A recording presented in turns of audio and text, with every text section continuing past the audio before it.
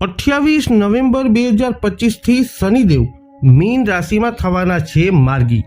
તો આગામી સમયમાં તમારી રાશિ પર શનિદેવનો કેવો થશે પ્રભાવ, આ વિડીયોમાં આપણે ચર્ચા કરીશું મકર, કુંભ તથા મીન રાશિના જાતકોની। તો નમસ્કાર મિત્રો, અંબા એસ્ટ્રોલોજી ગુજરાતી ચેનલમાં આપ બધાનું ખૂબ ખૂબ હાર્દિક સ્વાગત છે। મિત્રો, નિયમિત જ્યોતિષીય માર્ગદર્શનને લગતા વિડીયો જોવા માટે તમે અમારી ચેનલને ત્યારે જ સબસ્ક્રાઇબ કરી લો। જ્યોતિષીય સમાધાન માટે તમે અમારો સંપર્ક અવશ્યથી કરી શકો છો। આ વિડીયોને લાઇક અને શેર કરવાનું ભૂલશો નહીં। મિત્રો, વૈદિક જ્યોતિષ શાસ્ત્ર અનુસાર ન્યાયાધીશ શનિદેવ એ દર 2.5 વર્ષે પોતાનું રાશિ પરિવર્તન કરે છે। શનિ જ્યારે રાશિ બદલે છે તો લોકોના જીવનમાં ઉથલપાથલ સર્જાઈ જાય છે। 29 માર્ચે શનિ કુંભ રાશિમાંથી નીકળી અને મીન રાશિમાં ગોચર શરૂ કર્યું હતું।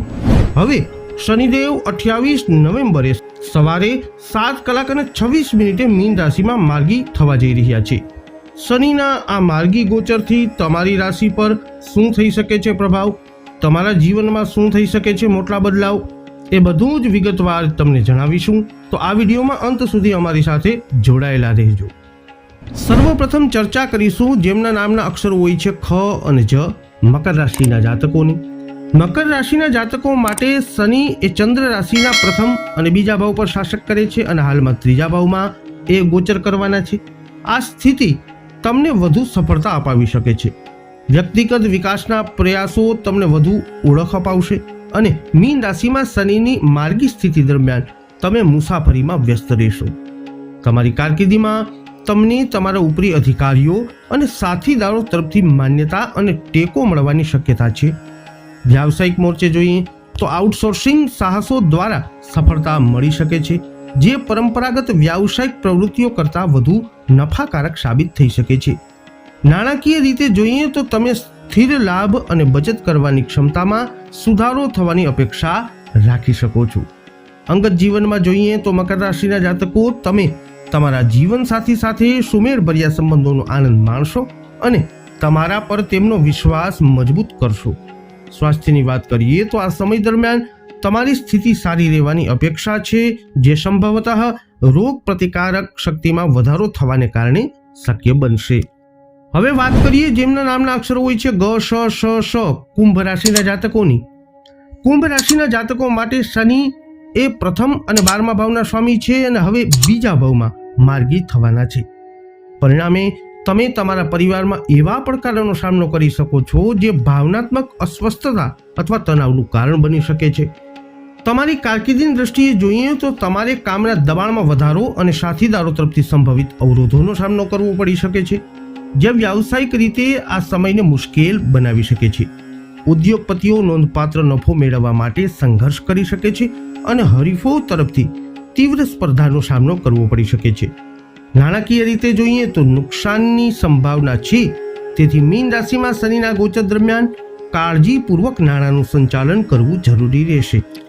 વ્યક્તિગત જોઈએ તો આ સમય દરમિયાન ખુશી મધ્યમ થઈ શકે છે અને સંબંધોમાં ક્યારેક દલીલો અથવા ગેરસમજ ઊભી થઈ શકે છે। સ્વાસ્થ્યની વાત કરીએ તો દાંતની સમસ્યાઓ, ખાસ કરીને દાંતમાં દુખાવો, જે ચેપને કારણે થઈ શકે છે તેનું જોખમ રહેલું છે। ગૂંચવણો ટાળવા માટે નિયમિત તપાસ અને યોગ્ય સ્વસ્થતા જાળવવી એ જરૂરી છે। અંતમાં વાત કરીશું જેમના નામના અક્ષરો હોય છે દ, ચ, ઝ, થ, મીન રાશિની। મીન રાશિના જાતકો માટે શનિ એ 11મા અને 12મા ભાવના શાસક છે અને હવે તે પ્રથમ સ્થાન એટલે કે તમારી રાશિમાં જ માર્ગી થવાના છે। પરિણામે શનિ મીન રાશિમાં માર્ગી પ્રવેશ કરશે, જેના કારણે તમને મિશ્ર પરિણામોનો અનુભવ થઈ શકે છે। આ સમયે નિર્ણય લેવાની ક્ષમતા તમારા માટે સૌથી મજબૂત ન હોય તેવું બને, જેના કારણે તમારા હિતમાં કાર્ય કરવું મુશ્કેલ બનશે। કારકિર્દીની દ્રષ્ટિએ જોઈએ તો તમારા પર કામનું દબાણ વધી શકે છે, જે તણાવનું કારણ બની શકે છે। વ્યવસાયમાં તમને તીવ્ર સ્પર્ધાનો સામનો કરવો પડી શકે છે, જેના કારણે કામગીરી અથવા નફામાં કામચલાઉ ઘટાડો થઈ શકે છે। નાણાકીય રીતે જોઈએ તો પૈસા બચાવવા પડકારજનક સાબિત થઈ શકે છે, જે સંપત્તિ બચાવવાની તમારી ક્ષમતાને અસર કરી શકે છે। અંગત જીવનમાં જોઈએ તો મીન રાશિના જાતકો તમારા જીવનસાથી સાથે અહંકારનો સંઘર્ષ થઈ શકે છે, જેનું મુખ્ય કારણ પરસ્પર સમજણ અને ગોઠવણનો અભાવ હોઈ શકે છે।